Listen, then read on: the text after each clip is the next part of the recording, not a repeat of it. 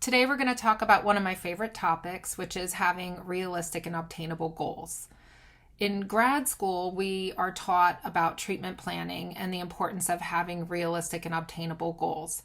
So, when we meet with somebody, they tell us what they would like to achieve in therapy, and then we work together with them to figure out, what is most important and what are we going to focus on. Sometimes we have to tailor those. For instance, like if somebody comes to me and they are having problems with addiction, say, and they may say they plan to continue using, but they want to, still work on kind of slowly getting into a recovery with me. I may need to meet them where they're at. We can't make people do things that they're not ready to do, that they're not motivated to do. So then we have to adjust our expectations to be realistic and obtainable. So maybe it will be just continuing as is and then observing and kind of guiding them from there. And there's a lot of that happens in therapy. Sometimes we have these grand ideas of what will help somebody, but they're just not ready for it.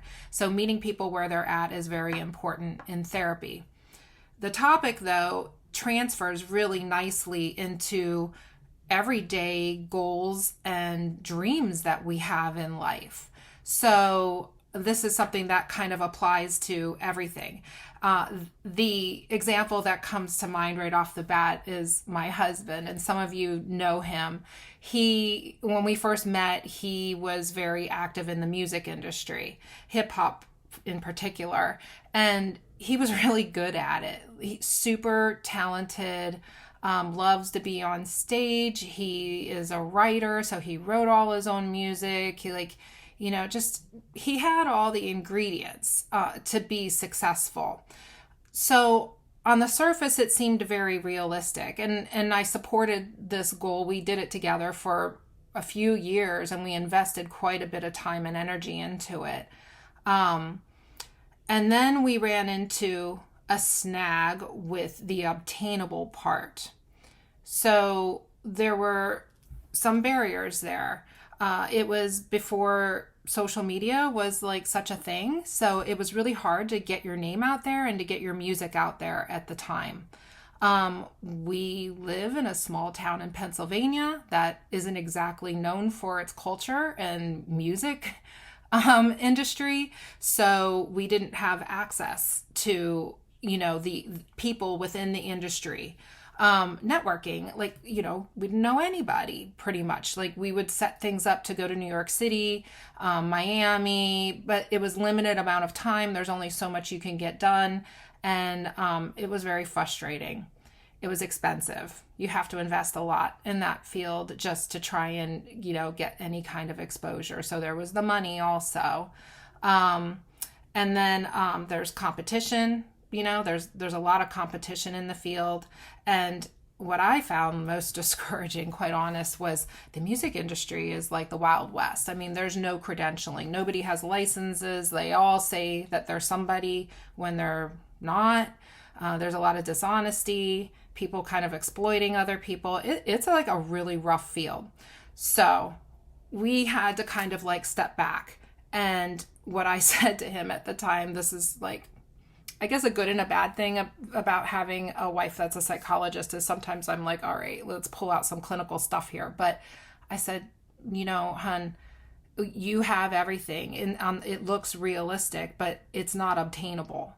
Not unless we're going to uproot and move somewhere where we have more access and really sacrifice a lot for something that there really is, no guarantees in.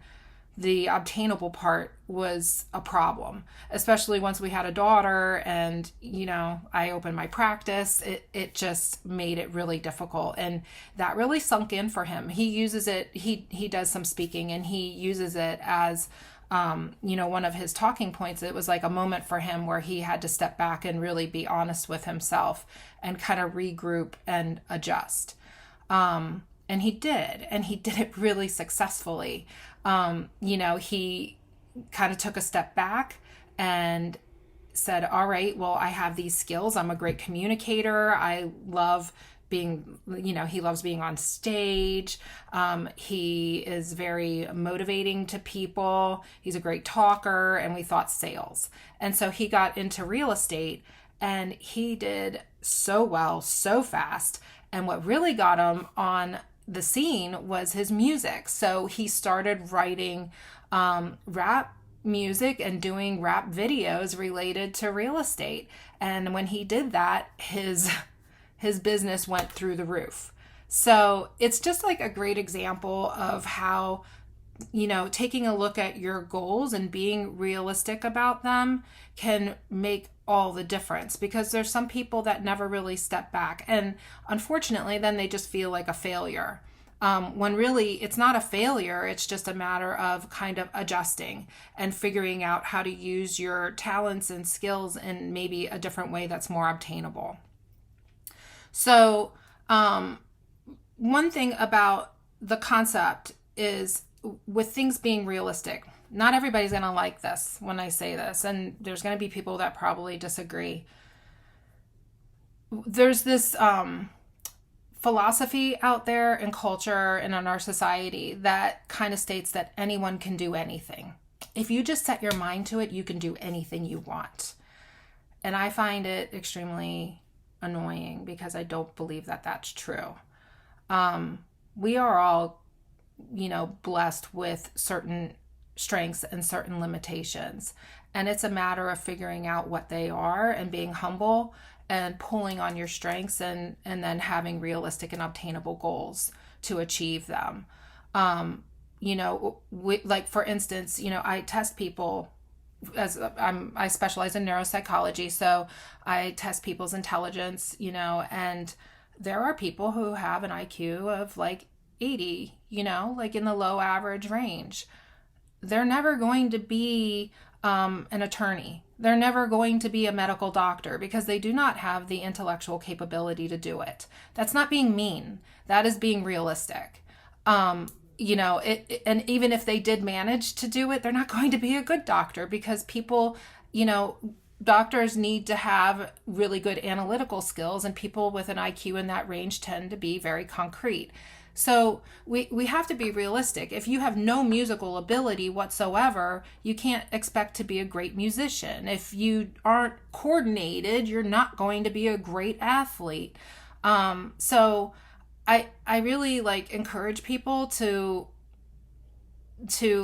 especially, I don't know, like with our kids, don't be telling them you can be anything you want. You just because then they feel like a failure when they can't. So I feel like as a parent, it's kind of like our job to say, hey, observe our kids, see what their strengths are, and nurture those strengths so that they can be successful in an obtainable way also. The obtainable part is maybe starting out, where you're at. There's a lot of young people, especially with social media, they see people being super, super successful in all different fields, and being famous. And really, these people are like outliers. It's like getting hit by lightning. It just doesn't happen very often, and it certainly doesn't happen overnight. So there's a lot of work involved. You have to have the resources, you have to have the skills, and you've got to have some luck. I mean, there's just some luck involved as well. So, sometimes it's good to have dreams, but you have to have realistic and obtainable goals along the way, and then just kind of see how it goes along the way to see if you can obtain your dream or not. And if not, readjust.